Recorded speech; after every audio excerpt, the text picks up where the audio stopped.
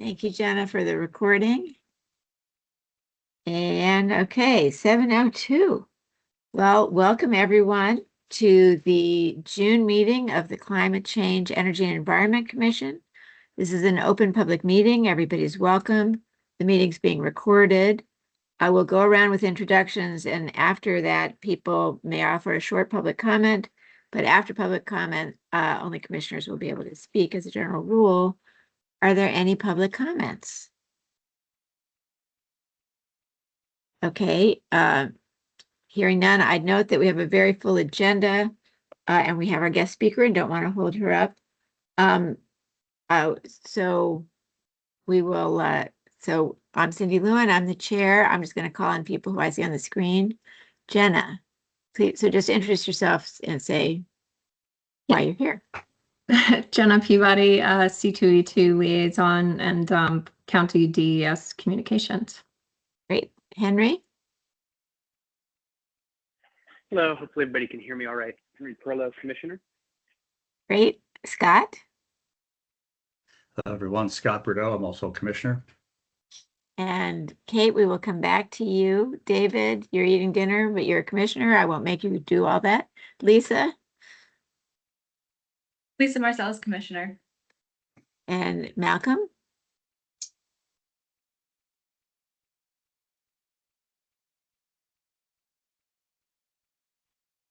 You're back on mute. Try one more time. Sorry, there's some lag on my end. Evening, everybody. I'm a commissioner on C2E2 as well. Great, thank you. And Doug? I'm Doug Snellenboss. I'm a commission member. Helen? I'm Helen. I'm a student commissioner. Great. And Joe? Joe Trevette, commissioner. Rob? Rob Sandoli, commissioner. Kevin? Hi, Kevin Vincent.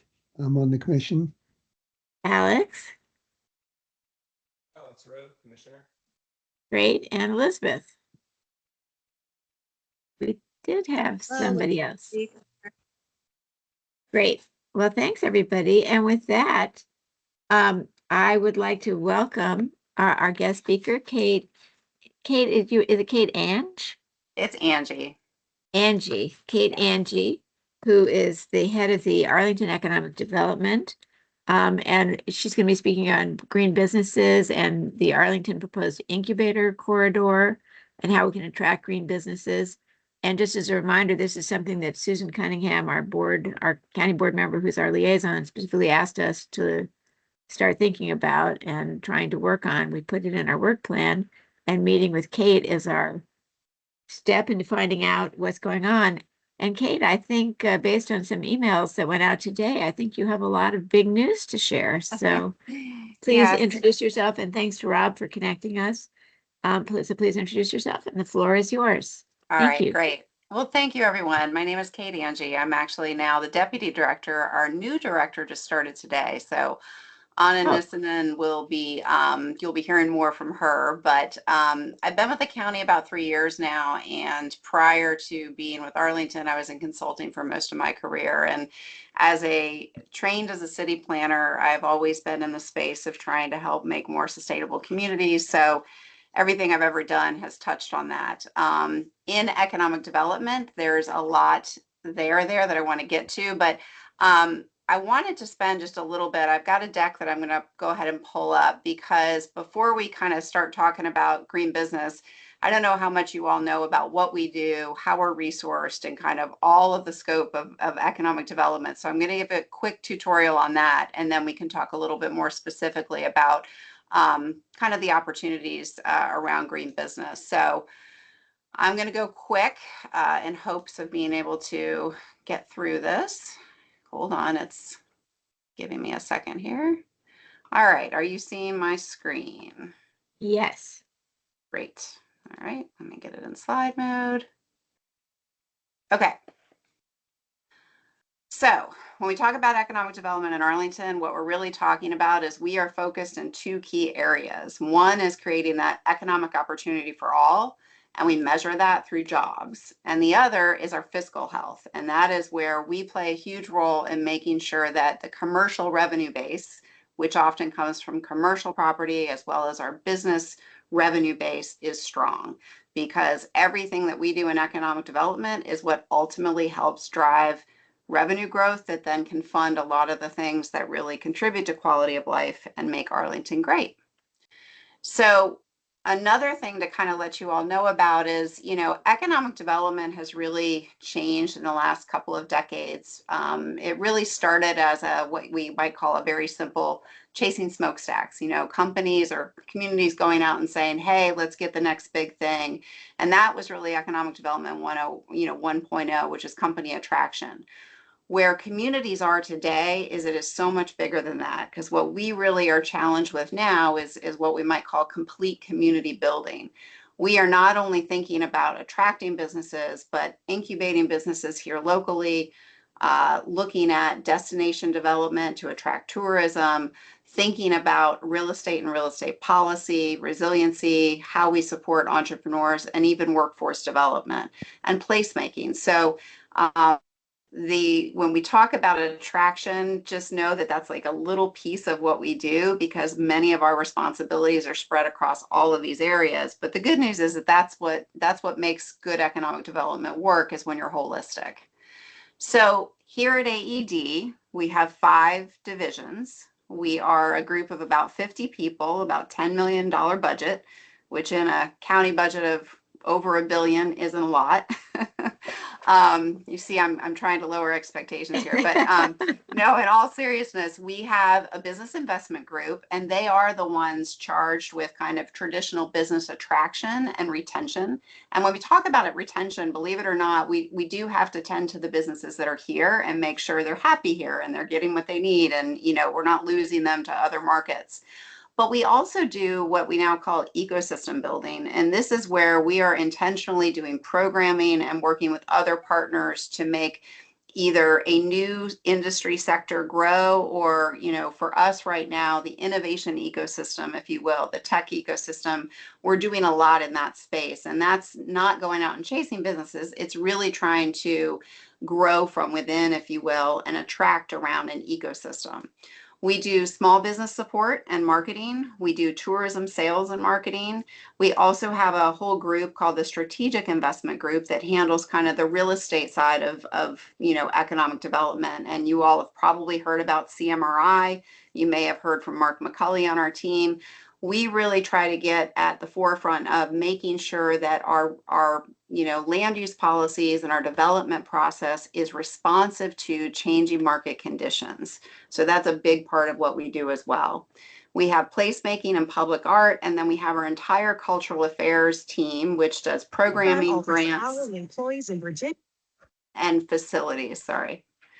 So this is who we are and what we do. So our scope is big.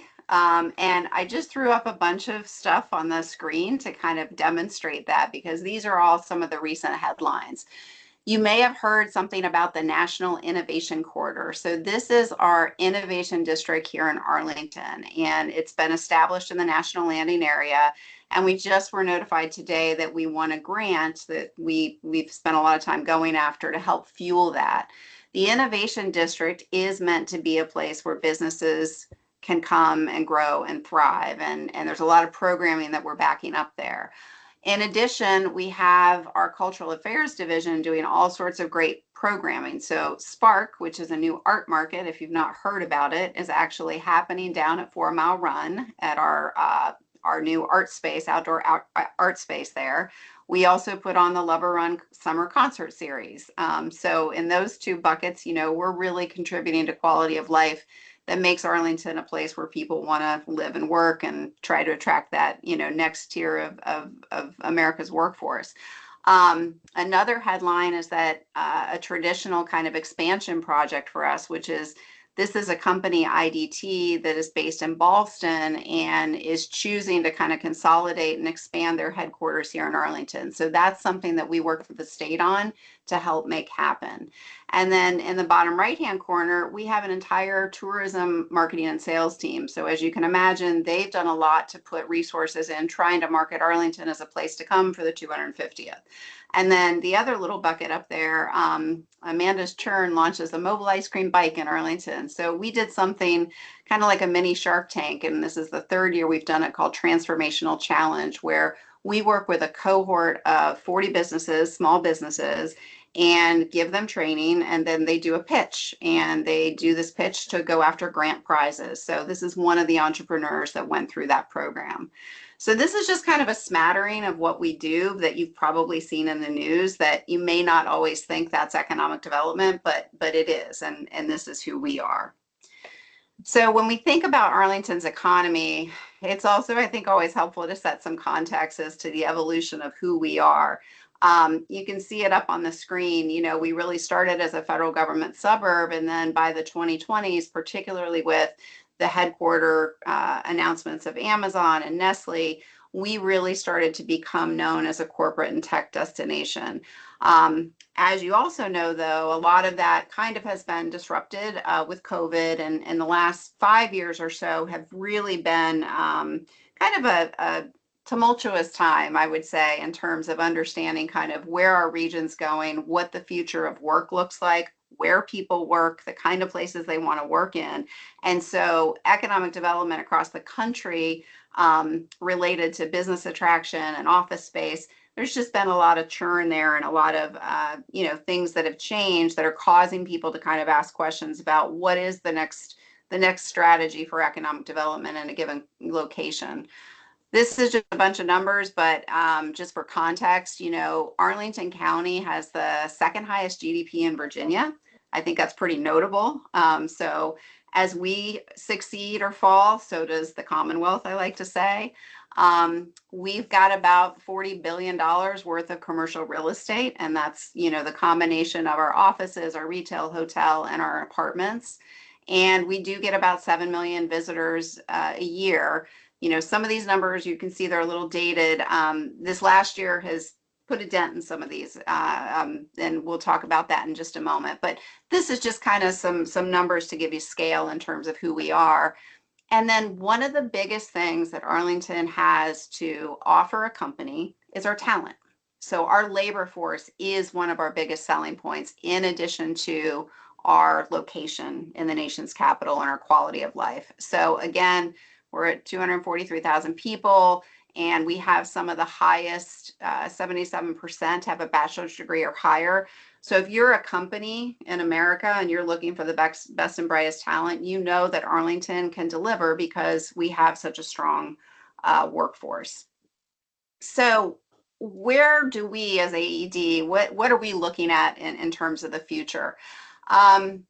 This is something that is, you know, all of us have been through this past year, and what it really has, we've experienced is, some would say we've been through this before, others would say this is different than what we've been through before. But the bottom line is we've just gone through another big federal contraction, federal contracts, you know, pulling back in terms of the total number of federal employees, and that impacts us locally. So that's everything from your small services, you know, businesses, all the way up to the major contractors. This has been very disruptive to us here in Arlington. And you also have probably heard that, you know, post COVID, we started to really feel the pinch of what's known as the office vacancy, a lot of empty office buildings. Now, I will tell you that that is not just because of COVID, though. Many people and many, you know, metros have kind of experienced the fact that, yes, what we learned is that technology has now become a replacement in a lot of cases for FaceTime. And so if we don't have to be in touch, look at all of us here tonight, we don't need the same space as we once did. So what's happening across the country is every metro area is sitting on a lot of office space, and some of it is what we might call obsolete or certainly under, declining in value because it's just not meeting the needs of today. What the big question is what is really the future demand for office, and is it ever going to be what it once was? So right now we have a 23% vacancy rate here in Arlington. And what we've done is our own analysis, and we've looked at all of that supply, and we've said that about 50% of it is really at risk of no longer being obsolete. So that means we've got, roughly, we think 22 million square feet or 78 buildings here in Arlington that probably either need to be totally rebuilt, turned into another use, or potentially repositioned, because the one thing that is still quote attractive in for office users is that really high quality Class A trophy space. So something like Amazon's new headquarters, that those sorts of offices are doing much better than, say, those older 1970s to 80s buildings that just haven't been modernized. So we do have what I'm going to call a continued challenge here in Arlington of how do we transform, reinvest, and reinvigorate our commercial base that's really been for many years the fuel in terms of our revenues, but has really taken a hit in the last couple of years. So this just shows that declining commercial tax base and how we're now having to kind of, readjust the books since the commercial tax base isn't as strong as it once was. And just so you know, kind of since COVID, that has really been AED's charge, is to deal with kind of these dynamics. So it's kind of been our rapid response to really focus on how do we go from office vacancy to vibrancy. And we've taken the lead. We've partnered with our friends in planning and CPHD to just really look at our regulations so that we can accelerate the adaptive reuse, the repositioning and redevelopment of that, whole building sector that is underutilized right now. At the same time, with disruptions in the federal government that have just occurred, we're really having to make sure that we're focused on, if we've got all this vacancy, how do we zoom in on the sectors in business that show the highest growth potential in the near term? And that's really been a big part of our focus. So all the discussion and kind of news about the innovation district is driven in part because there's an influx of now spending around modernization of the government in terms of technology, as well as what we call national competitiveness or national security. And that's where we're seeing the biggest growth potential right now in businesses. So again, what are the bright spots on the horizon? Well, because of all that regulatory change, our office vacancy rate is actually holding steady. And 7 buildings, just under 2 million square feet, have actually been approved for adaptive reuse. So we're taking out that old inventory and we're repurposing those buildings for apartments and hotel rooms. We're also seeing, as I mentioned, an influx of spending from the federal government in really just modernization across agencies and technology. And that's creating a real demand in kind of the startup world. We saw last year some of the highest numbers for venture capital spending here in Arlington that we've seen almost ever. So that's a real growth opportunity area for us.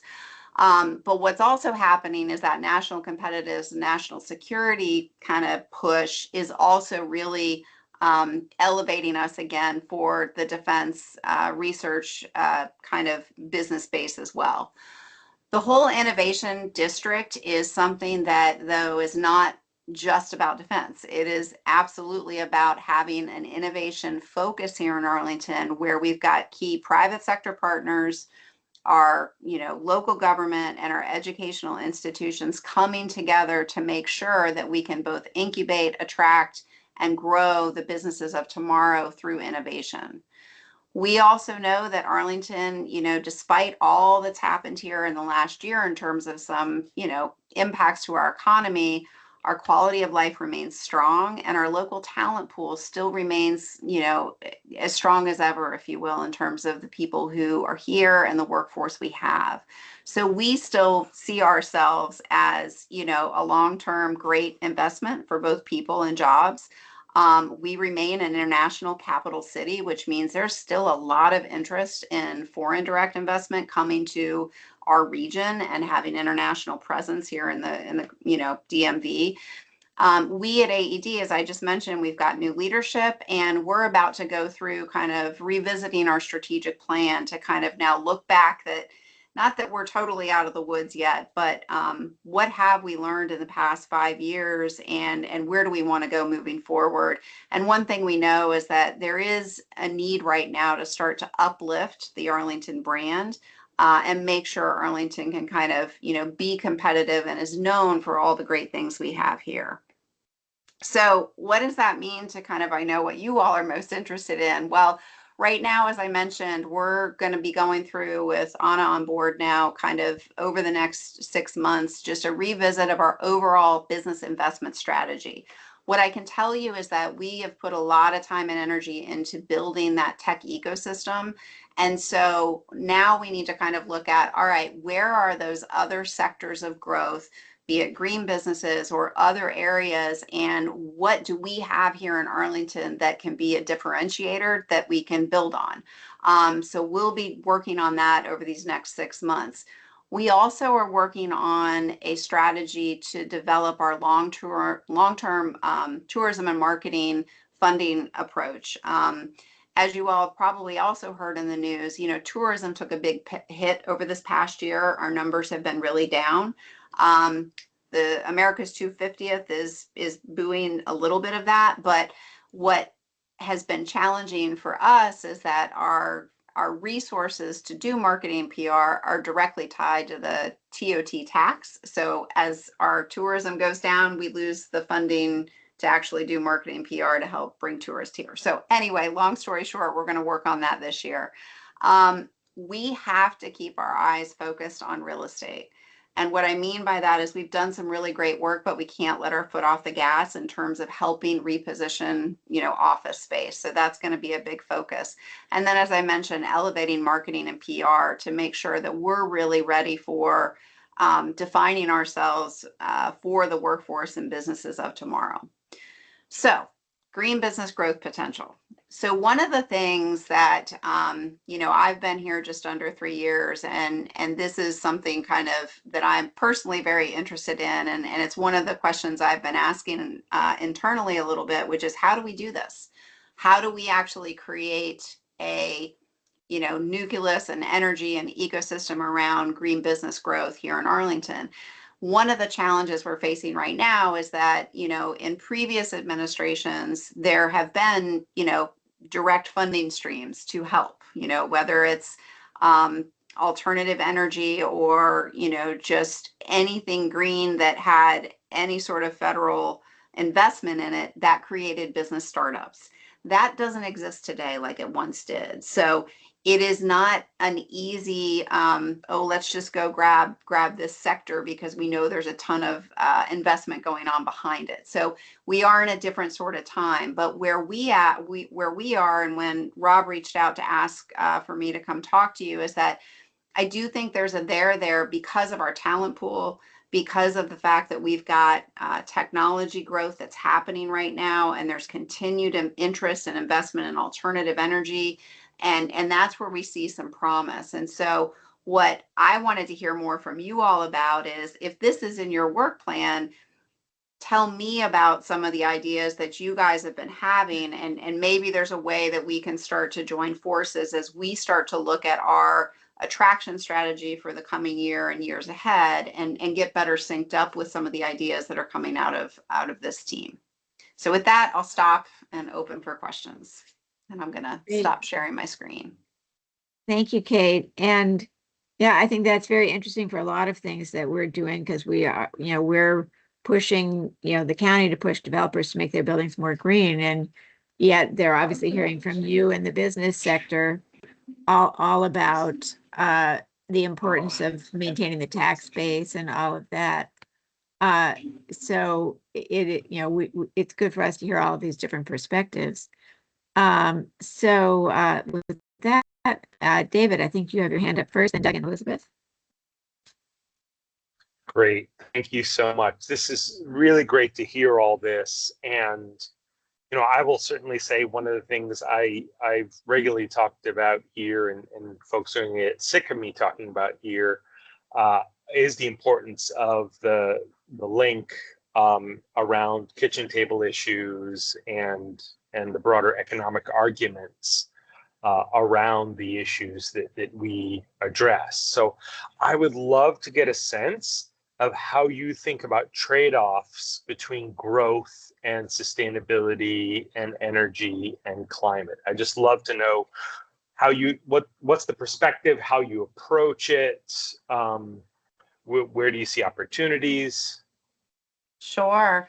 So it's interesting because I think I did share up front the broadness of AED's scope, and I think all the county departments kind of have different ways in which they intersect with this topic. And in particular, we know this is a very, our community values sustainability at a very high level. And so for us, I think it is about economic development continuing to be the way in which we maintain that strong fiscal base and have a really strong job performance. And that's where we have to stay focused. I think that, you know, we weigh in on the built environment. As you all know, there's a lot there in terms of how do we get to more green buildings. And I think our team is 100% supportive of that. We also, though, recognize that we've got some real challenges in the short term. And so we're going to be advocating for reuse as quickly as we can to get buildings back into productive, you know, purpose. But to your point, there should be a trade-off discussion on every project. And I think the county's got a pretty good planning process that is the way those discussions are occurring. So I think I don't know if that's the right answer, but I think that's the truest of kind of where we sit and our role in all of this. Just to quickly add on that, I would love, and maybe this is a great space for current and future conversation, from the research and modeling and analysis I've done, leaning into things like efficiency, smart growth, and all these other things are actually a massive job and economy driver. And I think it's really, really important to the degree to which, you know, you all can link that connection, because it's a huge missed opportunity for people to have more discretionary spending, which inherently drives up economic growth, and for people to shift their spending from stuff like methane gas or gasoline, which doesn't produce a lot of jobs, and the jobs it does produce are nowhere near Arlington, to services and other ways of spending their money that generate local jobs and increased demand, as well as ways efficiency can help make housing more affordable, so the folks who work the jobs can live here as well. So it would love to find partnership opportunities there. No, that's Thanks, a great David. That's a great thread. Doug. Yeah, Kate, are you familiar with the Corporate Climate Leaders program that Jen Fioretti is putting together with the Climate Policy Office? Yes. She actually reached out to us, and we've been partnering with her on how to design it and how to engage some of those folks. So yeah, we're plugged into that fairly directly. Good. I would just, you know, I hate it when different governmental units get siloed, and it'd just be great if you and Jen and her office can just continue to stay in touch with respect to that program, but with other programs as well. Thank you. Thank you, Doug. Elizabeth. Hi, Kate. Thanks so much. This is awesome. I'm so glad you're doing what you're doing. I also wanted to say thank you because your office helped me relocate my very small business from DC to Arlington earlier this year. But I wanted to talk a little bit more, you know, to Doug's point about the corporate climate leaders and public-private partnerships. and particularly as it relates to energy startups and innovators, because it seems to me that, you know, we've got so much to build on. And I think about Amazon in particular and how fortunate we are to have them with their HQ2 here. But it seems to me like they have business interests in energy innovation, having to do with their data center business and cloud business, that, you know, how much do you talk to them about those shared interests? You know, like it seems to me like we could be incubating small businesses and use some of the office space we have, you know, for low cost office space for, you know, businesses that aren't turning a profit yet. But are they doing some of that too? How much do you talk with these larger companies about investment and incubation of smaller businesses that are developing solutions that impact and benefit the larger companies, so that it gives more of that ecosystem vibe? Thank you. Yeah, that's a good question. I would say that is not the topic that usually comes up. Oftentimes, what we're really trying to do is, you know, Amazon has been a pretty good community partner in terms of affordable housing investments. You know, their commitment to kind of incubating and supporting unique local small businesses in and around just their campus. That's been a big part of what they do. What's interesting though, and I think you bring up an opportunity, which is to see if there is something here to connect with them on. And I think that's something that we can add kind of as an action out of even just this conversation, to say, you know, in all of the things that we're partnering with Amazon on, how do we potentially align kind of some of the county's goals around green business growth, particularly in the alternative energy space, and some of their work. And I think honestly, just like anything, it's about people and resources. So having a few folks and having kind of almost a think tank around this topic, I think is what's probably needed.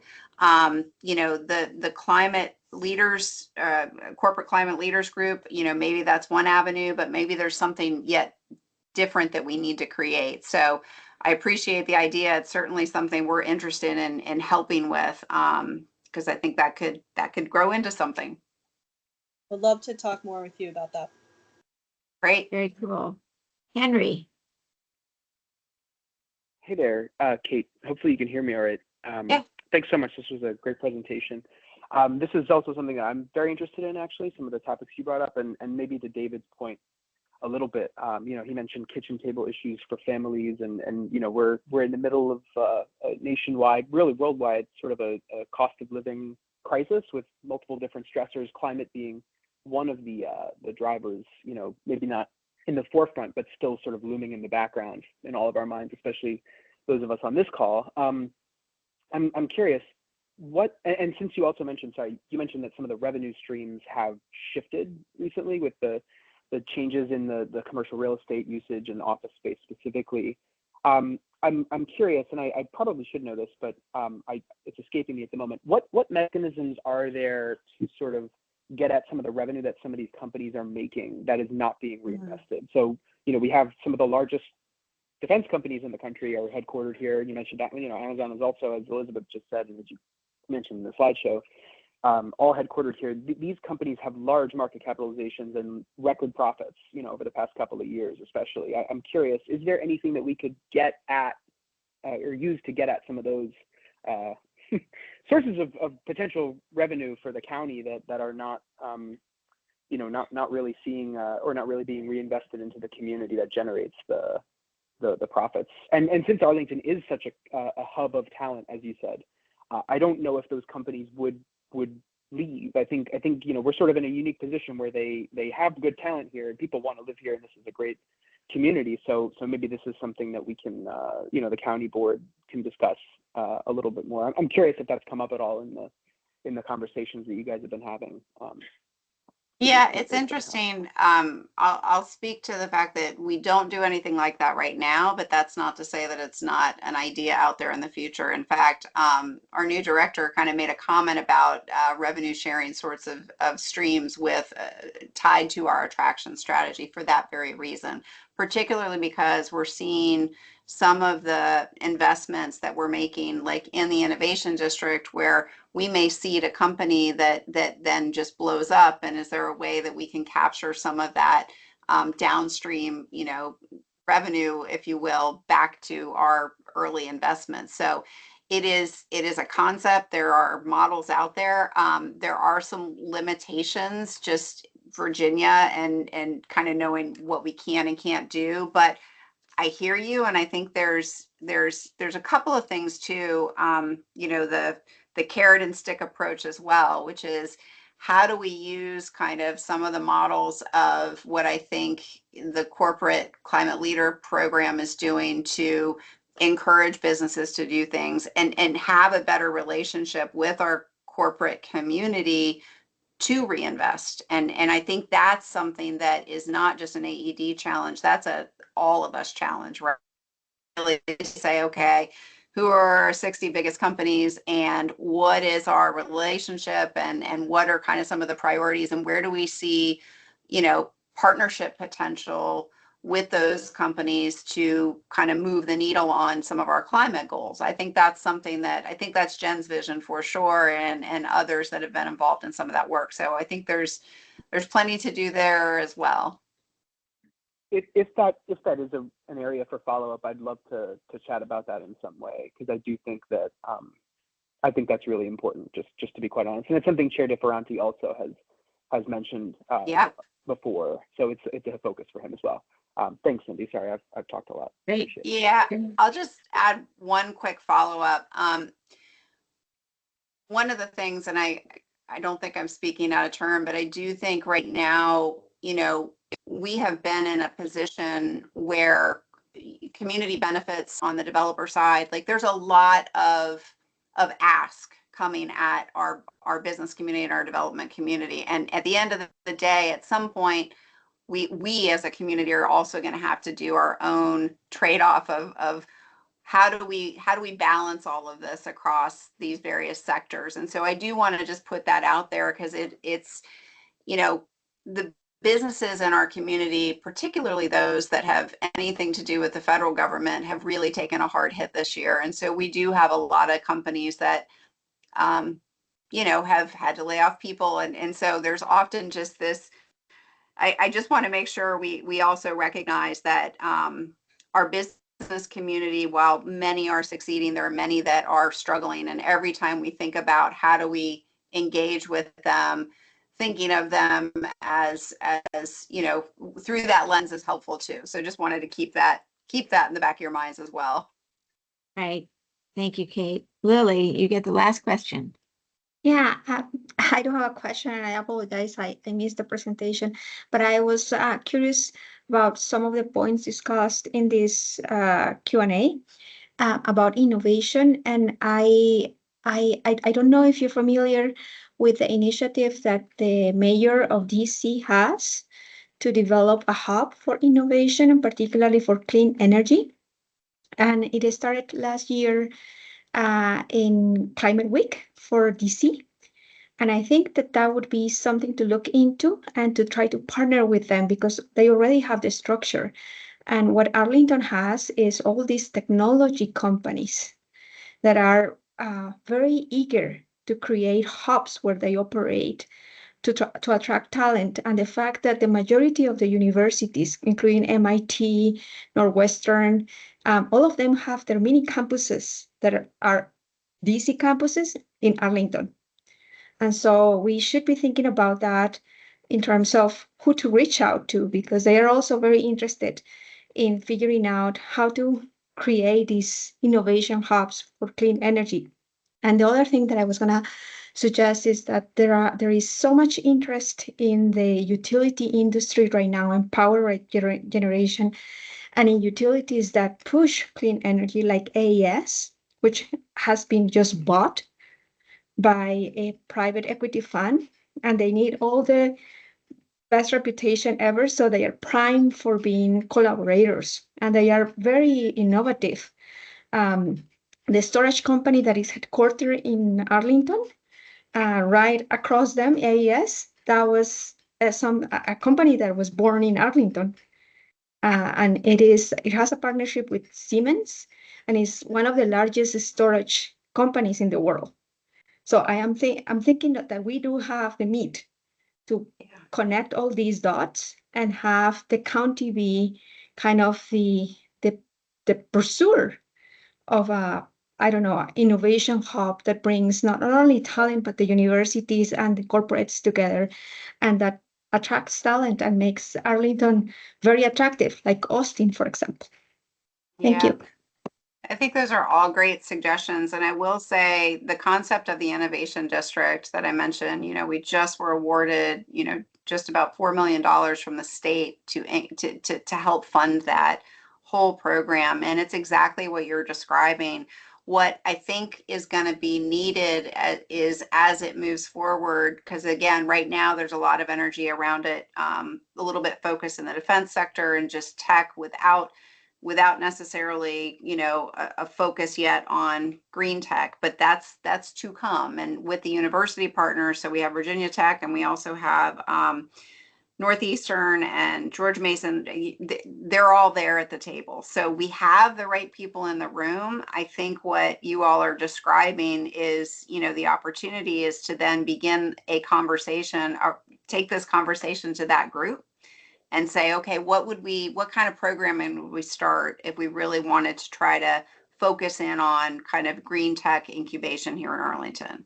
Because we've got a lot of the ingredients, but we need kind of that rallying program, if you will, to get it in motion. But I think that the focus on innovation and the funding that we have coming in is certainly, we're seeding all the right things to go there. That's great to hear, Kate, all of this. And I think we as a commission will need to follow up, talk about how to follow up. I don't know that we have time to do that right now. But anyway, this was really a great presentation, a lot of food for thought, and it's great to hear all of the different considerations that are flying around the county and the balancing that needs to happen. So we appreciate it. Thank you so much, Kate. All right. Well, thank you all. I hope this is beginning of more conversations. I hope so. Feel free too. to reach out. Okay. Take care. We will. Thank you. I'm wondering if we should have, I heard a couple of people, Elizabeth, Henry, saying, I really want to follow up on this.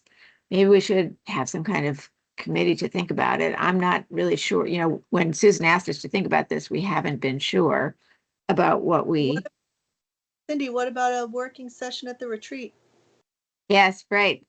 So that would be yep. Way to tee up the future conversation. Yep, we will. But for now, right, I see David's clapping. For now, let's keep moving.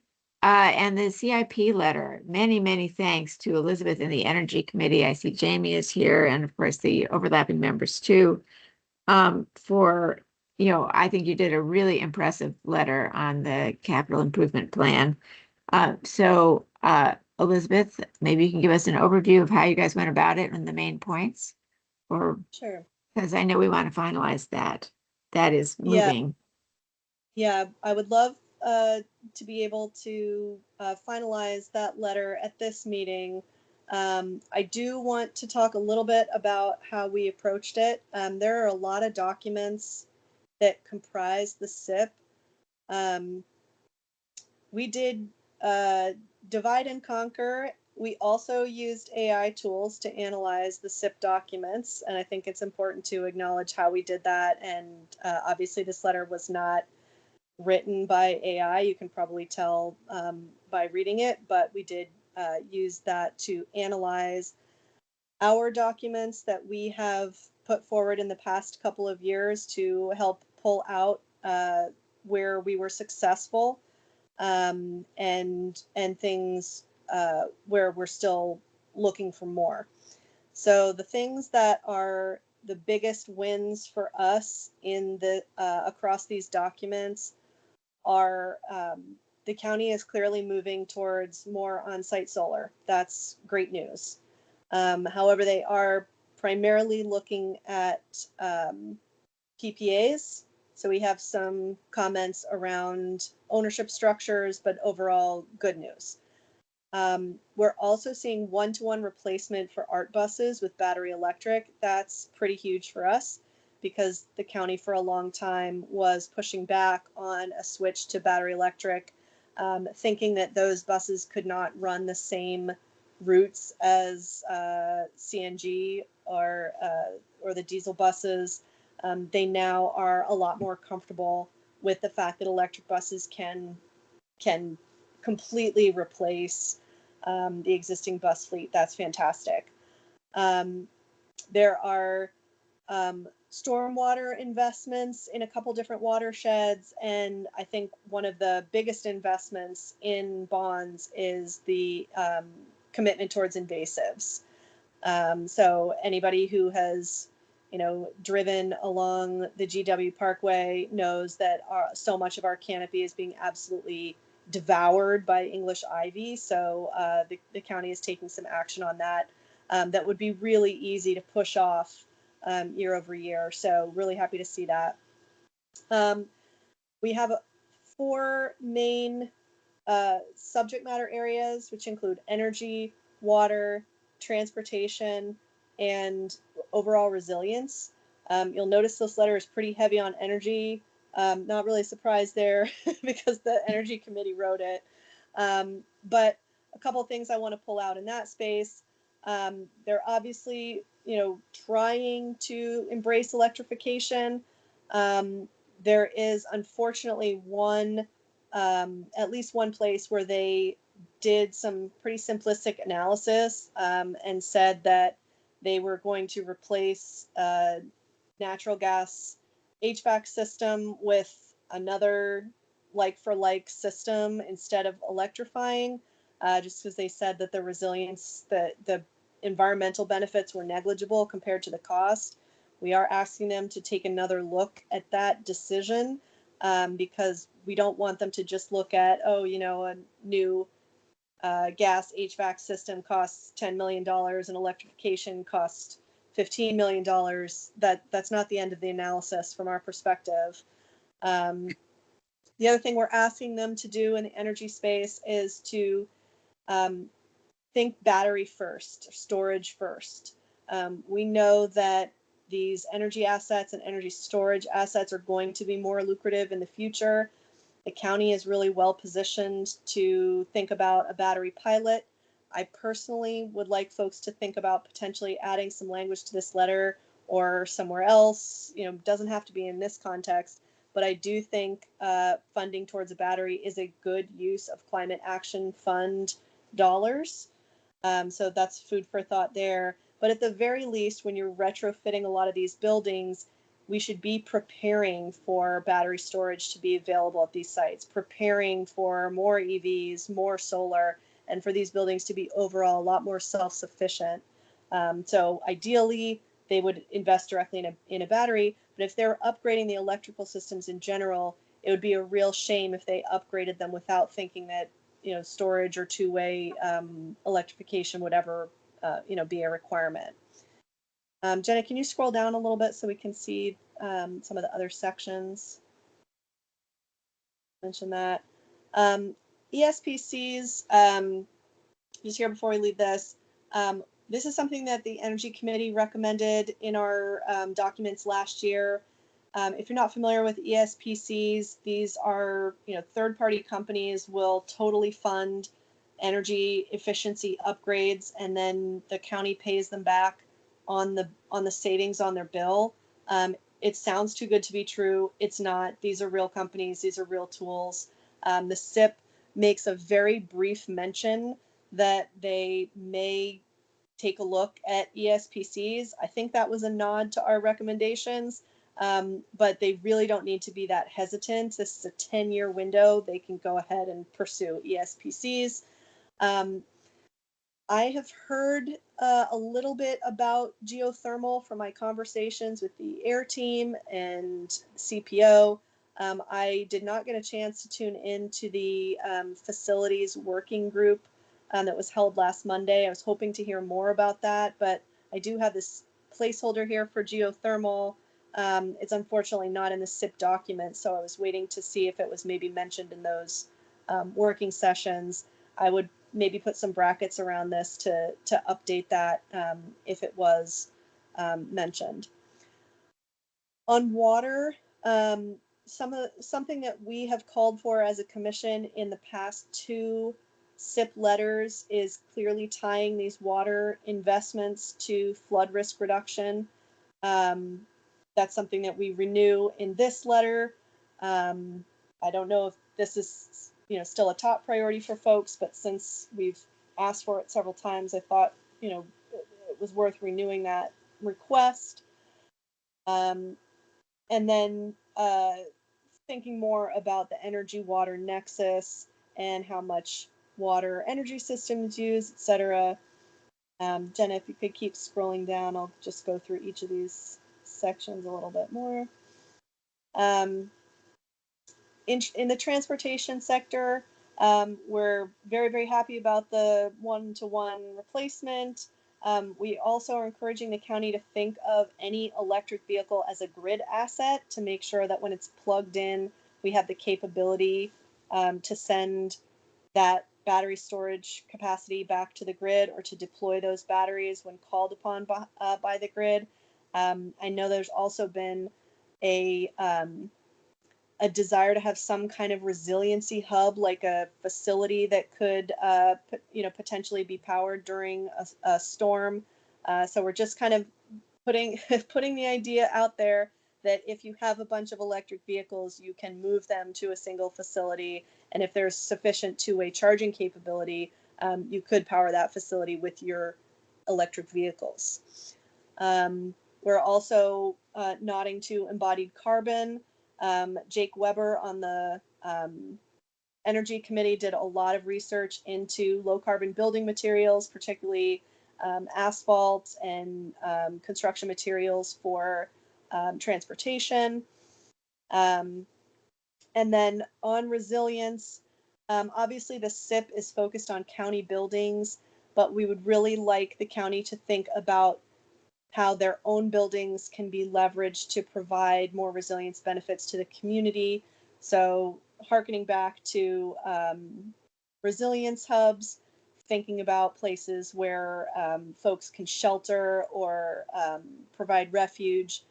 We think schools are particularly good locations for resiliency hubs if they are more efficient because they've got on-site solar, geothermal, and potentially a battery maybe one day if our dreams come true. Those are ideal resiliency hubs. And then extending tree canopy investment to neighborhoods that are under high risk of extreme heat. So, and thanks to Jamie Kern for his work on this resilience section. Last item is the public-private partnerships that we think could be brought to bear in resiliency as well. So that's our letter. I'm happy to answer any questions about the content or about our approach, especially since we don't always use AI to generate our documents. So just want to be transparent about how I use those tools and the research that we did by hand, I'll say. Lily, Okay. I see your hand. Yeah. Lily. A great letter, Elizabeth. Lots of work. I had a suggestion, and it is just because it seems like we're suggesting the county to put in standards for embodied carbon, and I do not know if they have the authority to do that, given the problem with the building codes or something like that. I'm not a lawyer, but what I was going to suggest is that maybe we can word it as a clean purchase policy, because the county has the right to include certain requirements for materials that they are going to purchase or use, and that's the majority of the jurisdictions that I've seen pushing low carbon materials have done. And there was a federal task force under Biden, and there have been laws passed, I think, in California and other Western states. But there is precedent for that, like having a clean purchase policy. That would be easy for them to issue, or Yeah. easier than the standards, I think. Yeah, and that's actually precisely what we're getting at, because we know that the Climate Policy Office has been working on a green purchasing policy. I don't know exactly where that is, but that's certainly the mechanism that we would want them to use, as opposed to a building code for lower embodied carbon. We would want the county to use its own discretion when it is making large purchases, to, at the very least, consider embodied carbon and the carbon intensity of the materials that they're choosing. That's well within their authority to do, without really ever putting something in statute or code whatsoever. So if there is a way that we can make that more explicit, that that's what we're asking for as opposed to code, I would not be opposed to that. Jenna, could we maybe scroll down to where that section is? The embodied carbon. Yep, Embodied there it carbon. is. Yep. Yeah, so we say the county has an opportunity to source low carbon building materials. We could maybe be more explicit, like add through a green purchasing policy. That's a good idea. So, or such as through a green purchasing policy. Yeah, and maybe that's a nice nod to what Jen's putting together. David. Thank you for all the manual labor that went into all of this, and all the thought, which is clearly in this as well. This may be a newbie question, but one thing I was curious about is whether C2E2 has discussed, and or what the appetite might be for trying to start pushing them around public charging on right of ways and things like that. Portland, New York, Chicago. There's many places that are starting to invest in that space, and I know there's charging in some of the public garages and stuff like that, but it seems like there's a lot more opportunities, including public right of way opportunities that could really help, especially when you think of it in terms of both general use, but also as we start thinking about affordability and folks who live in apartment buildings where they don't have charging or don't have the home panel upgrades necessary to do this. It seems like Arlington County needs to start making investments in this space. And I believe that they are, and this has been a priority for C2E2. And I think one of the things that we heard from a presenter, I think this was in the Energy Committee, is how do we put an equity lens on charging so that it's not, a concentration in areas, that don't really need additional charging, but that we're getting at those communities where they need a public charger that's at home. So, people rarely charge when they're going into a coffee shop. They often charge when they're parked at home. So if they don't have a garage to put a charger, that would be a priority. I don't think that is the type of investment that is outlined in the SIP so much as the budget, because the SIP is a 10-year capital project, and maybe others can correct me on this. Jenna, I don't know if you know offhand, but I think that the charging stations would be a more near-term budget item as opposed to a SIP, but I'll defer to others who know better. I think we've seen that in the operating budget, but I'll call on Doug and then Rob. Yeah, just to respond to David. The county over the last few years has done, in my opinion, a really good job of getting public charging out for community centers and libraries. And Steve Burr, who's the head of the air team, knows, and he's kind of been the leader on this. He knows that the next step then is to work on public right of way. And I think they are studying that. As you know, and Steve has expressed to us, there are a lot of problems with that, a lot of difficulties, but that is something that county staff is looking at.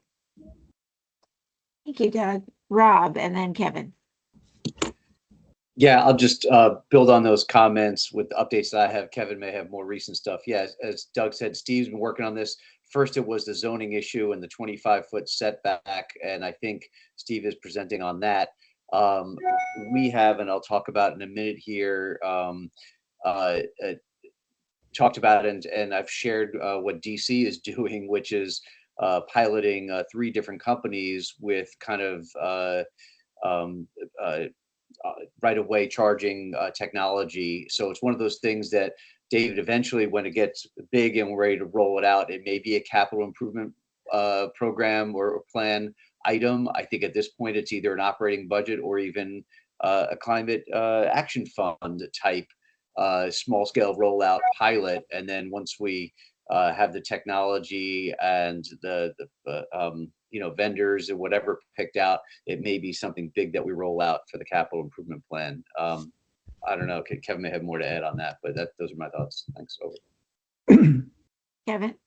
Yes. So I just want to chime in and support David in that. I think that right-of-way charging is really a paradigm shift.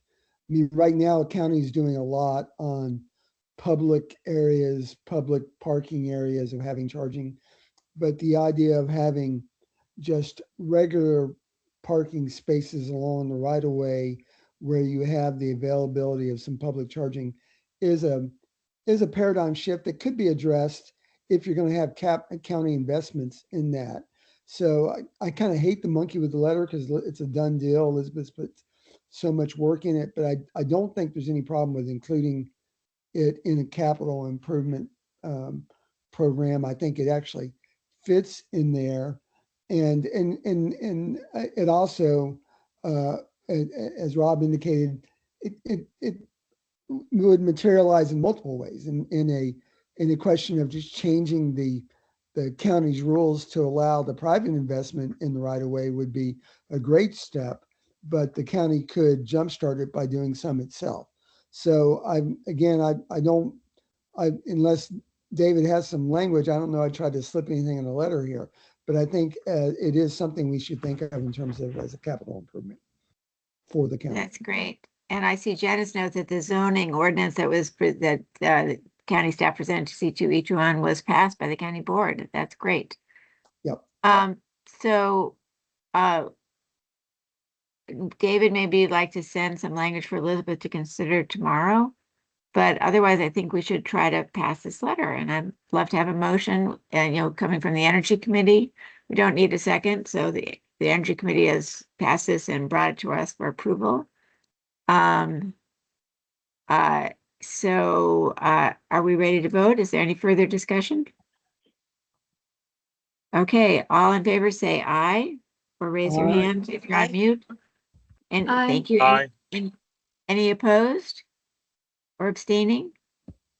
Great. I think it's, as I said, a really excellent letter, and thank you, Elizabeth and the Energy Committee, for pulling it together. It's a lot. There's a lot of documents there. So thank you. That's great. And Thank you. we'll work on getting it Cindy, finalized. I would just clarify that the motion was to pass the letter pending a short paragraph on right-of-way charging. Okay. And if you and David decide that this isn't the right time, place, or whatever, that's fine too. Yeah, I'd love to see some language as soon as possible, since we're already, I think, one of the last groups to submit a letter. Right. And there's testimony coming up. Right. So we do need to get it going quickly. And, I'd love to get it out, certainly this week. So Thursday at the latest. Okay. So I appreciate all the discussion, and it's a good discussion. I wish we didn't have such a packed agenda, but the good news is we don't have a comprehensive plan letter, and I think that's okay. Rob has really been following the comp plan with some help from Lily. But I just give us, I think we'll have many other bites at the comprehensive plan apple.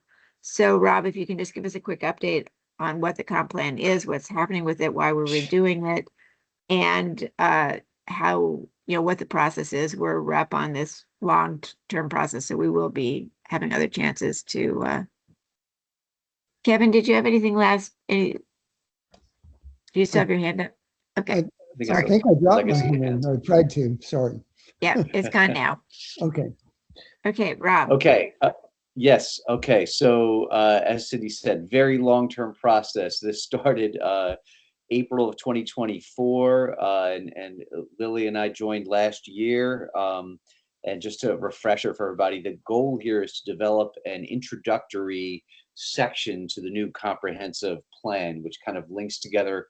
It's this impossible job of trying to tie together all of the dozen or more plans that we have. And so the approach that the county staff and stakeholders are engaging on is to develop these guiding principles and then supporting statements. And they started with guiding principles from the Planning Institute, kind of established guiding principles, and then modified those. And there are 7 of them. And of course, there's a little bit of overlap in each of them, but the one that's most relevant supporting statement for us is the third one, sustainable and an environmentally just Arlington. And it has 7 supporting statements. All of these have between 6 and 7 supporting statements. And in the sustainable and environmentally just Arlington, the supporting statements cover environmental justice, natural ecosystems, access to clean air and water, biophilic design, all these statements. So there's a lot of language that goes in here, and a lot of wordsmithing. We're trying to figure out the best place to kind of, Lily and I have engaged in these periodic meetings that happen not even quarterly. But the next step, actually, we're going to get a briefing. This commission, all the relevant commissions are going to get a briefing in September, between September and October. And then soon after that, it goes to the county board. So, and by the time they come to brief us, there's probably little time left to wordsmith further. So actually, I think the timing for a letter would be maybe for our July meeting, especially since we don't have an August meeting, to tee something up for the July meeting to get our comments together. And that's something that I can take lead on working with Lily. Just to get, I think I mentioned this before, at least to Cindy, maybe to the whole group, that in some of these, a lot of the commissions are represented around the table, and then sometimes there's kind of veiled language where we're turning this into, does Arlington want to look like Brooklyn and just have infill development everywhere and missing middle enhanced housing opportunity? So there's that faction. There's another faction that's kind of, hey, we're award winning for our smart growth and planning with our bullseye development. And so there's kind of these meetings are interesting in that people are trying to wordsmith to support, I think, certain bigger picture issues that they want the comprehensive plan to ultimately support when it gets released. So that's kind of where we are in the process. So probably next time we have a letter, I can circulate some links to the background material, which is all on, if you go to the long range planning committee and look up the comprehensive plan, that's the information is there. I can put that in the chat now, and you can review that in advance, so then you can see, be ready to comment on the letter when we circulate it. I'll pause there and let me ask Lily if she has anything else to add or say or chime in on here too. Lily? Not really, just to say that my impression is that this project or process is very, very contested among the philosophical camps that are represented in this process. I don't know. And to say that it is very volatile and tilted towards public opinion today. So I think that climate sustainability, conservation are topics that are not necessarily in the front of the agenda. And our job with Rob is to put it there, basically, to be the ones that complain and are in the middle. That's it. I think that's right. There's so much overlap between these principles that where everyone's wordsmithing to get their issues included in multiple supporting statements, even if that's not the primary focus of the one of the 7 guiding principles. So we'll do our best to make sure that our issues are well represented without being overly ambitious with where till it comes out of context. So more on that, I guess, next time. Cindy, back to you. Or next time, or perhaps even later, because Rob, I think that you won't be at our next meeting. But in any case, but that doesn't mean you can't sit. And thank you, Lily, for calling in, because I know that you're traveling. So that's great. And Lily, we watched what you did with the transportation plan and getting some of this language into these, early policies as overarching goals, and hopefully that will make a difference. So we'll see. So the next items on our agenda are the SPRCs, and I wanted to mention, we'll start with Scott's. I asked Kevin to hold his over because it's not going to the county board until September. We don't have an August meeting, but we can approve it in July, but because our agenda was so full. So thank you, Kevin, for your flexibility. But for Scott and Joe. So Scott asked me the question of, what's a good score? And I said, well, if you meet everything, you get a 66 or a 67.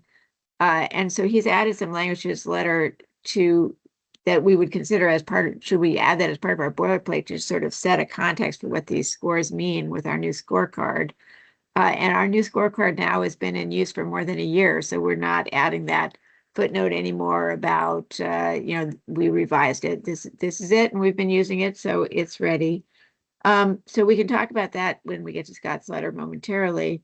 But also one of the things that I noticed when I was playing around with the scorecard and putting in different numbers to see what the range was, that the sections were adding up, but the total at the top wasn't adding up. So I called in Jenna for her expertise. And it's true that the scorecard is not, there hasn't always been a defect in it, but the version we're all using now has a defect in it. So in fact, so scores will go up, and I don't think we've had a chance to run yours, Scott, but it'll probably go up. Joe, I think Jenna ran yours with a corrected scorecard, and it scored 5 points higher. And David, I think that the Alexian Courthouse one she also ran, and it also scored 5 points higher, because this is just a mathematical Excel formula problem. So maybe it's good that you, as you sent around that email to everyone, maybe it's good that you didn't send them a formal letter. So it's nice that so Jenna, I'm hoping you'll send out the new scorecard corrected for us all to use going forward as a master. Hey, Cindy, was that the same issue that I had found at one point? Is that what you're referring to? Is it the same? I don't know, but when you put in everything, when people did really well on their scores, 90 was the top maximum score. So Jenna can talk more about that, but I wanted to throw that out there. But for now, let's go over to Scott for his letter and scorecard. And thank you, Scott, for taking a fresh look at some of our boilerplate. Sure, no problem. Jenna, I'm noticing that we have to change the subject in there because I didn't put 1401 Wilson Boulevard right there. Thank you. So at a high level, I'll just say that this particular developer and the project team were very cooperative with our process. I attended the first SPRC meeting, but could not attend the second. I did submit in absentia some questions, but they, even after I did that, they agreed to meet with me, and I had an hour-long phone call with multiple people from the project team who answered patiently everything that I kind of went through. on the scorecard. They then sent me a summary, which I included in that. And I just today got a couple of last minute answers to a few things that I needed confirmation on, like the bird strike material, the actual goal on the water savings. And so we may have a little bit of finesse to do on the scorecard. The language that Cindy was mentioning is just that the previous version of this letter at the front end just said what the score was, but I wasn't clear that, all the board members had locked in exactly what those meant.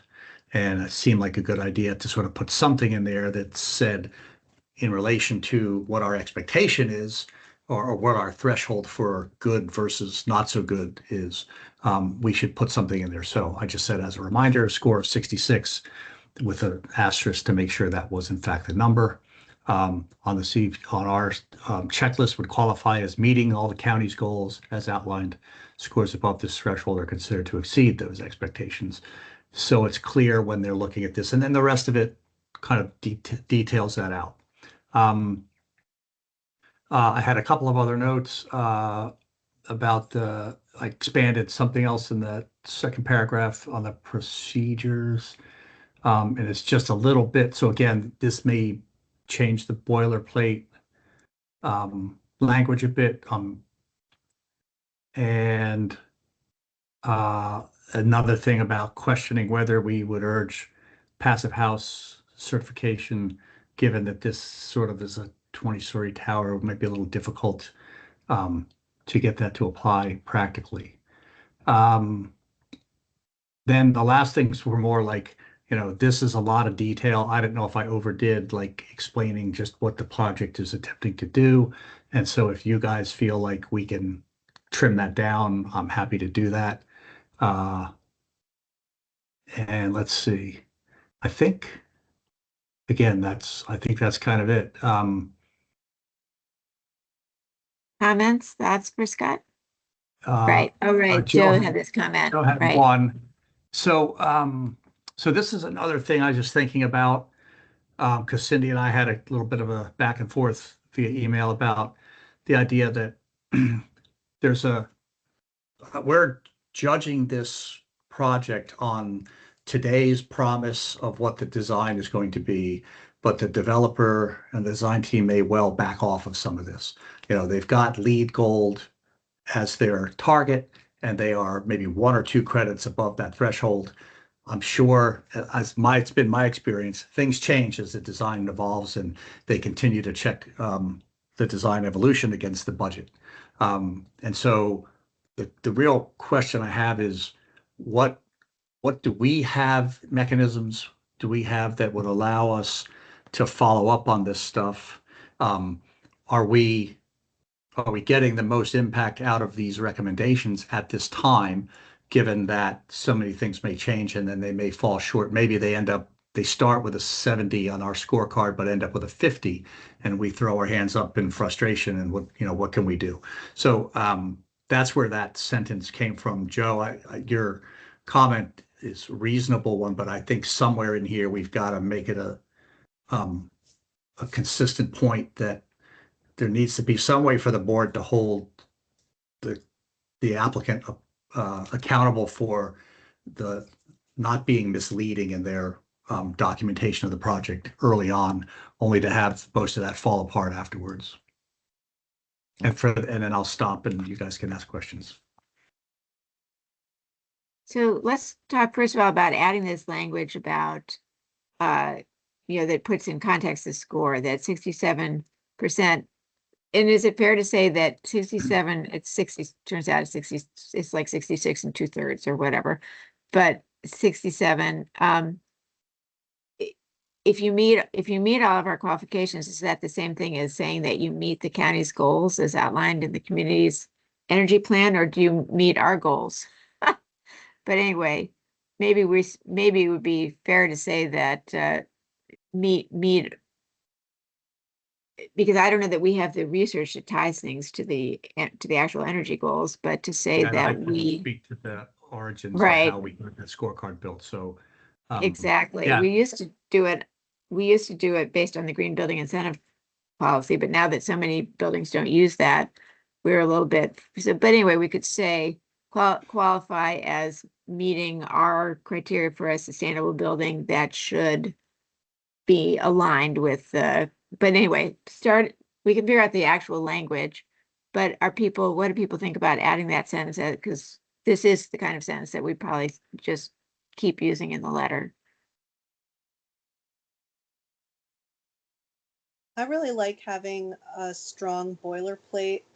And I mean, I could even see us having like 3 or 4 stock options Uh-huh. select from when, a facility is within a certain band, because I think it probably doesn't make sense to rewrite this letter again and again, and to, force people to only use the last one and change it around.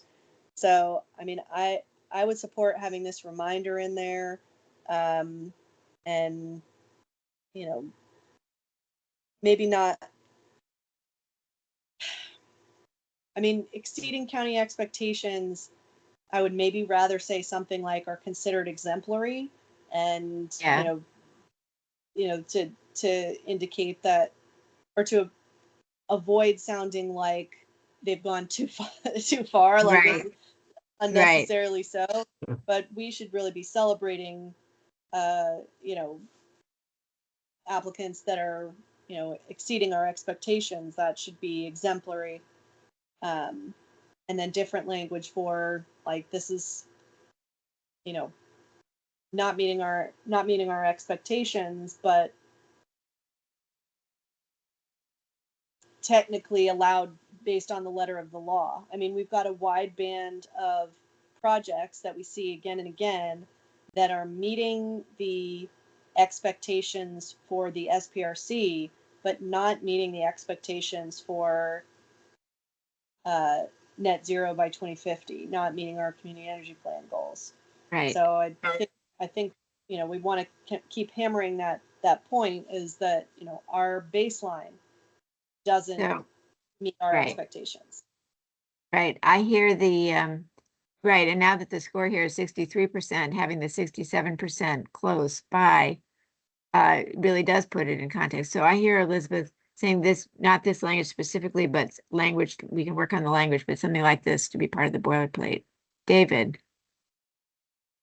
Yeah, I would just plus 1,000 everything Elizabeth just said, and really thank you, Scott, for doing this, because I was struggling with how to talk about this at the board meeting based on the score. I was like, well, what does this mean? So I just think it's a wonderful idea. Agree with Elizabeth that we've got to set the bar. Maybe high is the wrong word. I think we've got to set it reasonably for what really needs to be done. And that is a lot higher than folks are used to. I would even say, I know we're not, or I doubt we're going to be open to updating the scorecard soon, but I will note, as I've looked at the EV numbers, they're kind of already behind the market. Our minimum requirements, when you consider, how many EVs are out there, and, the market's changing fast. So again, I'm not proposing to redo all this, but it's just a good reminder to me that it's important to be realistic about what that bar really is. So love this idea. Okay, so Scott and I will work on the language. So there's that. Other comments on this letter, other parts, as far as the length and the detail, I was fine with all of that personally. Any comments? If not, then let's talk about Joe's comment at the end, which I think both are right. We have talked a lot about the accountability and how to hold them accountable. But we haven't tended to put it in this letter. So maybe we don't put it here, but we work on a separate letter or something. Where can we make this point? I mean, we've sort of been making this point. Yeah, Rob? Sorry, who was talking? Scott, was that you? Sorry, that was me. Yeah, go ahead. My take on this is that just like at the front end, reminding them of the context of the scorecard and what it means to us as we do this for every project, there's something about consistently reminding them every time they get a letter from us, you need some way of holding the applicants accountable. And that might mean that they develop a penalty system for, people who renege on offers that were made to get through the approval process, but then don't deliver that in the finished product.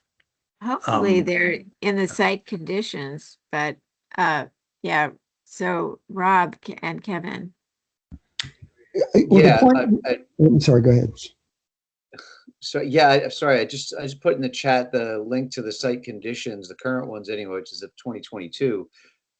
My understanding, and Jenna, please correct me if I'm wrong, or anyone else from the county that may be on the call. I can't see everyone, but that there's if you go before the county for this kind of a variance or a site amendment, the county will make you set aside money in a bond, and if you don't meet the lead silver or the baseline site conditions, then there's for every point below the amount that you said you were committed to, there's a penalty of 25, 50, 75%. I think if you scroll to page 18, it has a table there. So my understanding is that the county staff put that into the site plan conditions, and I'm not sure if this is just for. I don't think this isn't just for those that elect to go with the green building policy, but this is the baseline site conditions too. That's my understanding, but I may not have a full understanding. That's my understanding too, and I think that they add specific things that the developers agreed to for each project. Kevin. Yeah, I just want to follow up on all these points, in that we're part of the site plan review process, and the site conditions are the mechanism for enforcing the commitments of the developers. So I think it's important that we not just use our scorecards and our letters as a way to jawbone and plead with developers to do the right thing, but actually inject ourselves into the county process so this becomes part of the site conditions for each project. And whatever the mechanisms are for enforcement of the site conditions, then become mechanisms for enforcement of the green building conditions. For too long, we've been just operating sort of as a parallel process and not feeding directly into those site conditions. And I think that's we have to make sure is occurring.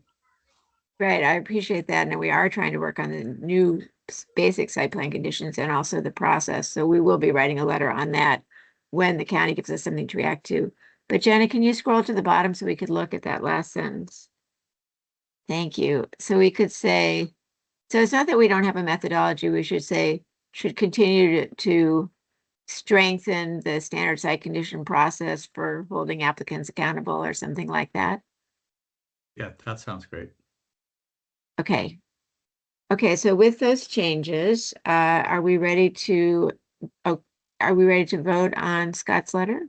Cindy, just after she finishes that sentence, go back up to the note where the passive house, the urging on the passive house, because I think I just was suggesting that we should just take that out of the letter. Yeah, because it's not that. Yeah, I don't think it's as applicable. Inapplicable. Cindy, I had a question too. I mean, I kind of thought that the standard site conditions and the accountability for statements made during the process were two different issues. Are they really the same thing? There's the standard site conditions, which you have to meet on every project. And then as far as statements made, I think that's an issue if it's just a statement and made an answer to a question. But as far as what the county agrees to, they put together, my understanding is they put together something specific for that project, the site conditions, not the standard site conditions, but the site conditions for that project. And the developer is held, it's customized for that project. And that's what the developer is held accountable to. So it's written into the approval and they must be, okay. Kevin and Rob, were you going to add onto that? I was Hands just up. agreeing with what you're saying. That's my understanding of the Okay. process too. And let me lower my hand. Great. Okay. And Rob, you, Yeah, same. I think we really should look at what the county staff prepares for the final board approval. That will have the actual conditions in it. And of course, at that point, and this is a bigger picture issue of whether or not we get to see that in advance, because that negotiation on those final site conditions is between the staff and the developer, considering our comments and everyone else's comments, right? So, but that's where the final site conditions that the county board approves and what the developers actually held accountable for once the board approves it. So presumably, yeah, it will include our stuff, and it will include what's in the base site plan conditions. Thanks. Over. okay. Any other comments? Are we ready to vote with these changes? All in favor of Scott's letter? Aye. Aye. Say aye or raise your hand. Any opposed? Great. Thank you. Letter passes. Thank you much, Scott. You and I can work in the next couple of days to get this finalized. That's great. And We Kevin, have basically got tomorrow, because then I'm out of the office for 2 Okay. weeks. So, okay, so tomorrow it is. let's set up some time. I'll send you a separate email with some Okay, opportunity for perfect. that. Yeah, because Thanks. I have like 6 hours of meetings tomorrow, so we will Okay. find a time. It'll be All right. early or late. Yeah, well, and I've got a little bit on Wednesday evening if needed. So, Okay, sounds good. thanks. Kevin, even though we're holding your letter over, I think you also had the experience of getting a lot of time from developers to meet with you. And I wondered if you wanted to say anything about that. I feel like we're getting real traction after the fuss that we made about Lucky Gardens, and the board then, held that project up and made changes. At Waverly Ridge, I feel like the fact that Scott had this experience, and Kevin, I think you did too, is a sign that people are recognizing that we have some ability to influence and stir up trouble, hopefully good trouble. But Kevin, Yes, any comments on that?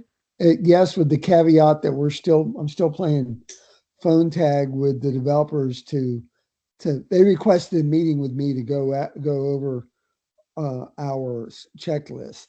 A meeting just on that point, but we still haven't had it yet. So I've still got to pin them down on that. So I'm going to follow up tomorrow and remind them that they asked for a meeting and I am available. Right. Yeah, I've seen some of those emails. And in fairness, you've been traveling it. Yeah, it's been hard. I don't think traveling, so my logistics were the problem, no question about it. But the ball is in their court to go ahead and schedule it now that I'm back in town. Exactly. Okay. All right, then Joe, over to you for the Spire. Hopefully this will be pretty quick. This was a pretty standard, I said, site plan review committee. I think David filled in for me at the session number 2, which was a while ago, so thank you for that. I communicated with the developer afterwards and received some information, and so I was able to go through and score this. As you see, it falls short at a pretty decent amount. This is because they don't really go beyond their standard, pretty outdated lead standard they're doing, which is multi-family mid-rise. There is some things where I might go to Kevin's discussion he might have with the developer, in which I think there's some pushback on compatibility of the scorecard. I think the developer in this case tried to convey that some of our requirements weren't compatible with LEED for multifamily mid-rise. I don't think I necessarily agree with that, but I'm also not an expert on LEED. So besides that, I think it was a pretty standard review process. And so I'm happy to add some of the boilerplate language we just discussed over into this one, if that would help too. But other than that, I don't think there's too much. I think it would be good to add that piece in the first paragraph about 67% once we figure out what it is. If you agree, Joe. I do. Okay, questions for Joe, and thank you, Joe, because you have done multiple SPRCs and it's really been, I really appreciate it. It's been great. You've done a really good job. Any discussion? Okay, are we ready? So Jenna, what is your sense of what the score with the correct scorecard? Yep. Yeah, it looks like Joe updated it. So It's 50. the actual checklist is already updated. So this was changed down to the 10 and then 25 to just reflect the 10 weight for EV charging and then environmental sustainability at 25. So those are all factored in. It's all And he correct. So updated the letter. So also, so 50 is correct. Great. Okay, well, that really isn't a great score. Okay, all in favor of accepting the letter with the change as discussed? Say aye or raise your hand. Henry, Aye. did you have a question or are you just raising your hand for a vote? Great. Anybody opposed? Okay, the letter passes. So we have a couple things I really want to get to. So let's try to do the Climate Action Fund pretty briefly. I want to get your input on the legislative priorities because we will have to have a letter that we will have to enact at our next meeting. So in terms of the Climate Action Fund, we talked at the last meeting about putting together a set of criteria that could be used. And then as proposals came up to spend this, what is 1.5 million that's left in the Climate Action Fund, we'd have a set of standard criteria that we could rate them by. And I know there was a lot of discussion on the standard criteria, and I know we haven't really reached an agreement. But meanwhile, the county staff is very concerned. They've been asked specifically by the county board to check in with C2E2 on how we think that should be, and they have how we think the Climate Action Fund should be spent. And they also have criteria in mind. And so I think we had a meeting with Jason and Rob and I did, and I think we are trying to put together both a list of criteria that we agree on and a list of projects to run against that. It's not that much money. I don't know exactly how this is going to play out. I do think that we are not going to necessarily be bound by, which I know Doug has raised, if we can't agree, that doesn't mean we shouldn't go ahead and write to the county board saying, here's what we think, and this isn't what's being proposed.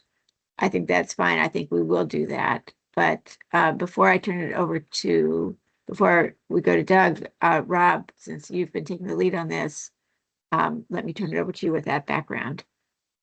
Yeah, thanks. Just to note that when the county staff considered this, they noted the county board's guidance, which is priority should be given to initiatives that provide technical and financial assistance and education to residential and commercial properties with particular attention to lowering energy costs for lower and moderate income households. So that's the specific guidance on how to prioritize. And then we have all these other criteria that we discussed last time in terms of carbon reduction potential and ease of implementation and overall cost, et cetera. And so, and there were a lot of program ideas out there. What we saw from the county was kind of this list of criteria and potential list of programs, but not really a linkage of how they stacked up against various criteria. So that I think is our next step to really work through, really get the kind of the list of ideas, and they have to be, again, within a reasonable amount of a budget here because we don't have that much to work with. So where can we have the most impact and balance these multiple priorities? That's kind of the challenge. Okay, thanks. Over. Impact and time. And I also heard Elizabeth's comment earlier about battery. It'd be a great way to buy a battery or two. Doug. Yeah, I just wanted to let everybody know that Elizabeth kind of got me fired up a couple weeks ago about this idea of battery storage at a school or a community center or a combination school community center. And I'm working informally with Tanner Prime of APS and a guy named Ehab, something Egyptian, who's a building officer with the county and seems to be somebody that makes things happen. But it's a slow process. There is a small storage battery at Lover Run, but all it's really good for is keeping the refrigerators going for a little while. So I've got a lot to learn and I'm working on it, and I'll get back and share information with everybody once I've got something a little more concrete. Thanks. Thank you. Okay, Lily and then Elizabeth. Yeah, Doc, just a simple idea. Fluence, the battery company that I mentioned, that is a partnership between AES and Siemens. They probably will be great partners on this initiative you have for a battery system, at least for the technical point of view, or even financing or putting together the people that they work with. That would be a plus for them and a plus for Arlington. And it is a public-private partnership. And if you want, I can look for the contact at Fluence. Yeah, Great, it'd be thank great you, to Lily. have, it'd be great to have an individual I could reach out for instead of blind reaching out. I love that, Lily, please. Thank you. Elizabeth. I have a couple contacts at Fluence, Lily, that I'll send you and Doug. There are folks that I've worked with before, and I agree. I think, you know, that's an Arlington business that is directly on point to, you know, something that we're looking into, and I think we'll probably have one of those folks that I'll send to you speak before the Energy Committee before too long. But I did, you know, want to talk a little bit about, you know, to Rob's point, you know, I think our role as the Citizen Advisory Commission is to put forward the principles and the values that we think should be applied to this funding.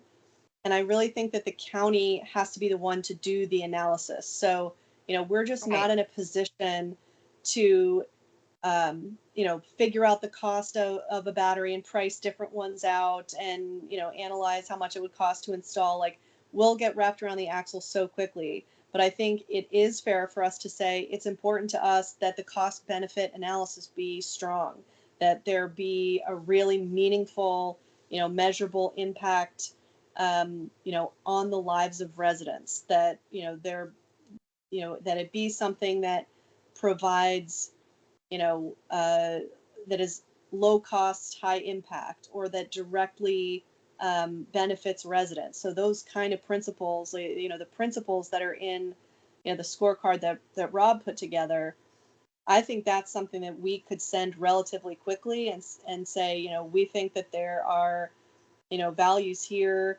that are important for this use of funding, that it shouldn't be going to, you know, that, you know, incremental benefits or to finding, you know, additional budget for anything that can be somehow sourced to energy efficiency or anything that reduces emissions. It needs to be bold in order to use this particular funding, and to put forward a list of things that, like, these are the type of things that we think would score well, you know, under this type of rubric.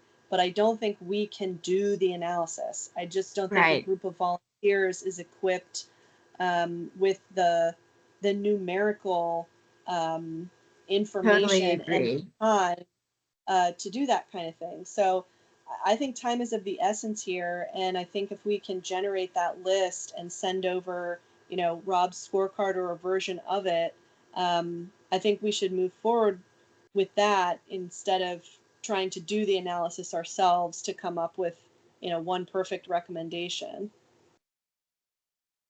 Well said. Okay, so I know we're short on time. I can take the list of project ideas that we have so far. I can take the weighting off of the criteria and just kind of make it more generic and say, here's the criteria or things that you should consider. Here's a list of projects you can add more to it. You know, county staff, go for it and figure out what's the best way to move forward. And I can try to pull something like that together. And we can keep in touch too, so that we're not catching people by surprise, and that they are doing the analysis of things that we think are important as they go. So, okay, thank you, Rob. I do want to, so we'll work on that. I do want to approve Jenna's summary from May while we have such a full set of almost everybody's here almost. So are there any objections to Jenna's summary? Anybody that can we just accept it? I think I put in the only comments. All in favor? Aye. Aye. Okay. Any opposed? Okay, that's approved. I'd like to talk about we have been asked by the county to provide our top 3 legislative priorities. They started this process last year. We provided our top 3 legislative priorities for the first time last year. Before that, I think we'd given about 40 of them every year. So we tried to narrow it down to our top 3 last year, and we've been asked to do that again. It's due August 1st. So when we have our July meeting, we will be approving a legislative priorities list of top 3. And I think that the top 3 that we had last year actually still have, they weren't passed and they're still, I think, useful. Number one was our commercial benchmarking, requiring commercial buildings to benchmark against each other. We already have a law that has public government buildings benchmarking against each other. But it's been found in other jurisdictions that benchmarking, where you can see that other people are doing better than you and see what's possible, really drives performance. So that's something that we're interested in. Our second one last year was virtual power plant items, which included things like, financing, rooftop solar, how to, battery. Specific legislative things could be, regional cooperatives, incentives for, 2-way batteries. But the focus was things to bring a virtual power plant to Arlington in a reality. And the third thing was voluntary corporate climate disclosures, which was something that a number of people, including Joe and Lily, spoke in favor of. So we had those 3 last year. They're all still hot. One thing that we've talked about before is, and last year we had an appendix with our other ideas, which may not be the way we want to go this year. I think it's helpful if we can really be close to 3. But we've talked about building codes and the fact that our building codes are so out of date. So another idea that we've heard a lot of support for is adopting the international building codes in Arlington. But Rob, I think you just saw something that just came out about the cost of that, not specifically in Arlington, but in general, about. Yeah, that's I think separate but related. DOE is responsible for looking at and assessing every 3 years the International Energy Conservation Code and assessing proposed changes to it and how much it's going to cost. And DOE just put out a statement today about the billions of dollars, only the cost side of the equation, not the savings on the energy over the lifetime of the building. So it was a little bit slanted. But I think that's a separate but related. That's for the baseline code. I don't know if folks in Richmond. Thanks, Yeah, David. Yeah, I don't know if folks in Richmond what IECC we're on now. It's every 3 years. I think we're what are we on 2012 or 2009 Yes. as our. We're way behind. So Something like that would that. be So, another. So this was an assessment of the 2024 proposal. Yeah. Yeah. So other ideas. So those are 4 ideas. But I'd love to hear about other things or people's support or non-support for those ideas. I would say for the building code, I can't talk about it too extensively, but I was a part of a big cost benefit analysis we did of single family and multifamily for the new IECC and ASHRAEs, like IECC 2024, I think is the latest one. And so our findings were quite different than DOE's, I think, in that regard, because we were looking at cost savings over the life of the building and what would be the rate of return for, say, a home buyer. So I would maybe disagree with that, but just throwing that out there. But I am a big supporter of enforcing the building codes at a higher level in Virginia. So would you put that in your top 3? I think so. I would say at this point. I think I would. David, and then Elizabeth and Kevin. Thanks for flagging this. I mean, I think there's no doubt that the 3 items that are currently there, I think are good and positive things. But without any hesitation, I would say building performance standards, codes and standards, from my perspective, should be at the top, because in terms of savings, because yes, that DOE piece was clearly a hit piece, not a great piece of work. In terms of tons, dollars saved, and economic benefits, I think that would generate orders of magnitude better progress. I mean, the only thing next after that would be getting rid of us being a Dillon rule state so that we can do our own stuff. Right. And we decided that we didn't make this one of our top 3 last year because we didn't think with the, with the Virginia governor that we had last year, that it was a possibility. And so we didn't go for it. But I think this year it might be a possibility. And as for the Dillon rule thing, we also talked about that and felt like that's just not achievable. And we want Arlington to focus on things that might be achievable. But this year, yes, I see Henry's comment, getting rid of Dillon is a priority, but we've talked about it to our legislative rep and to other people, and our sense is it's not happening anytime soon. But I think this year the building codes could be addressed, and which we decided they couldn't be last year. So that's sort of why I was raising it. Elizabeth, and then Kevin, is that you? Elizabeth. So thanks, Cindy. Based on the action that the General Assembly took this year, I'm not sure that authorizing and seed funding for a VPP is directly on point for where we are going forward. So I think that they have acted on what they're going to do on VPPs and are kind of waiting for the Dominion pilot to move forward. Right. There was the DER task force that was authorized that is going to be putting forward recommendations for next year. But I think for our letter, we might want to look at the Rewiring America recommendations that came out earlier this year that sort of go towards, integrating large loads like data centers, and what can be done in that space to make homes ready and more resilient and ready to be grid assets. And I'm happy to look into that. I don't know how much time we have on this, and I'm also about to leave for vacation, but I am happy to kind of rejudge that recommendation number 2 to be a little bit more forward looking. That would be great. Right. Because I think it needs to be looking at what the next General Assembly can do instead of, right.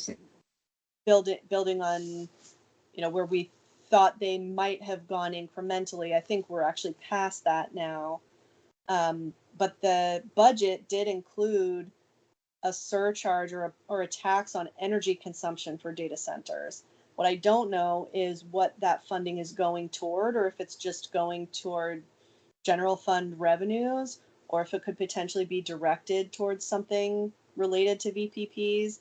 I personally think that if large load data centers are going to pay an energy tax or be asked to pay for something, the ideal scenario is that they are paying for or purchasing generation and storage assets that are owned by homes and businesses that are, distributed assets that they will get a benefit from, that they can account for that capacity for their own needs.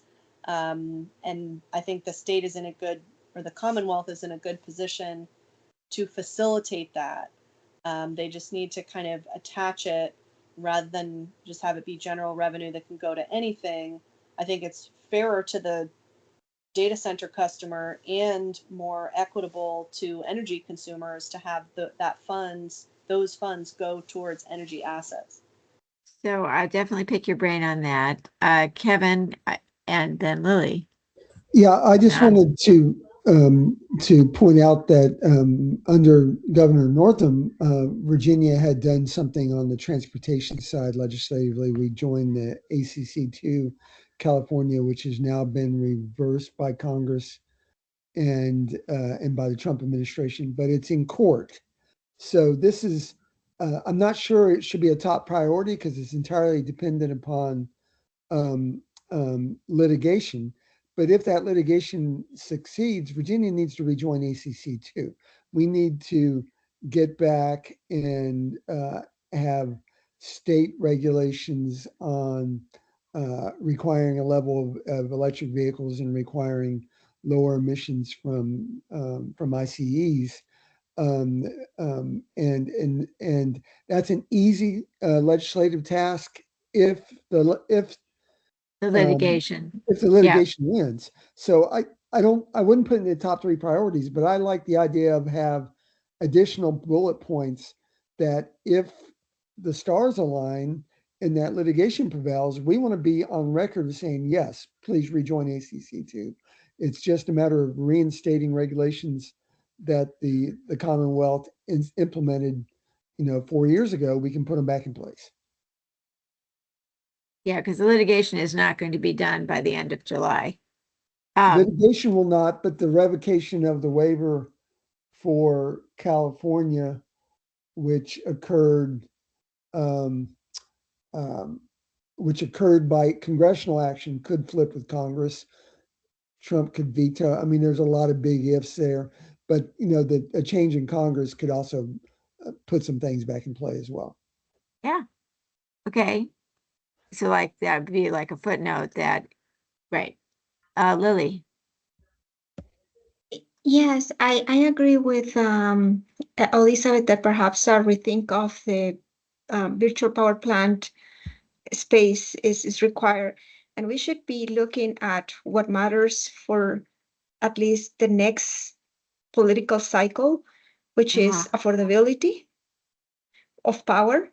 And also the fact that these large loads, many of them are projected to be produced with not so clean generation. And Virginia is relaxing its standards. And so we should be looking or asking the legislature to think through a way for these large load and data center developers to disclose information.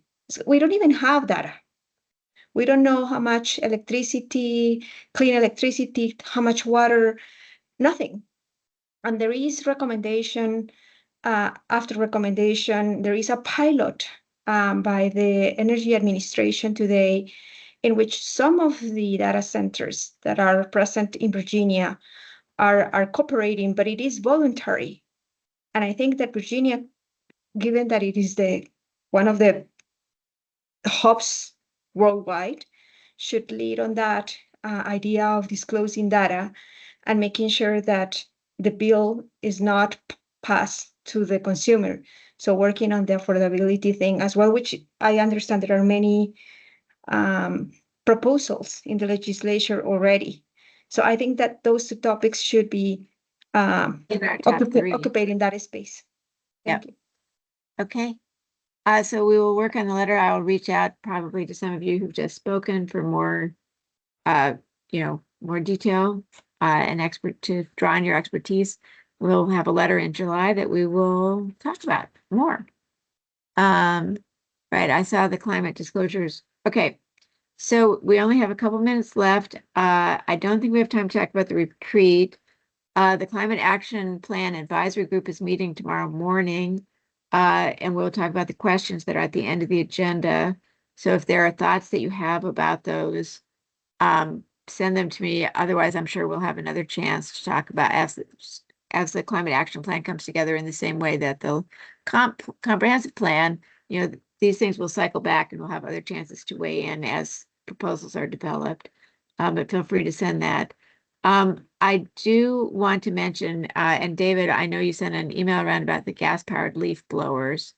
We had sent a letter saying we wanted an 18-month transition period, and the county's proposing 3 years. The county board, I believe, is talking about this on Thursday. And if anyone would like to testify about 18 months, we talked about this issue a few months ago. We sent our letter probably 6 months ago. We talked about the issue of 18 months versus 3 years a few meetings back, and heard how the county staff had, heard a lot from small businesses that weren't going to be able to make this transition. it may be that facts are changing because I think there's some new legislation that would allow the county to maybe give some financial incentives or financial assistance to people who are, small landscaping companies and lawn companies that are having trouble making the transition. And if we could do that, then maybe we could help them and we could get to 18 months. But I think this issue is coming to the county board on Thursday. And if anybody would like to speak, based on our C2E2 letter, you are definitely invited to do. Man, I cannot keep up with all the chats. So David, Cindy, thank you for bringing that up. Yep. quick question. Would it, I wonder if we could resend the letter. I mean, heck, I could even just send it to them. I don't know, but just to bring it back to the front of their minds that we support the 18 months. Well, I know that the Climate Policy Office in their materials, they said C2E2 has said that they recommend 18 months. So I know there's paper that they're getting now that says that we're doing 18 months, that we support 18 months. So I don't know that we need to send the letter again, but that the information has been refreshed in their memory. Yep.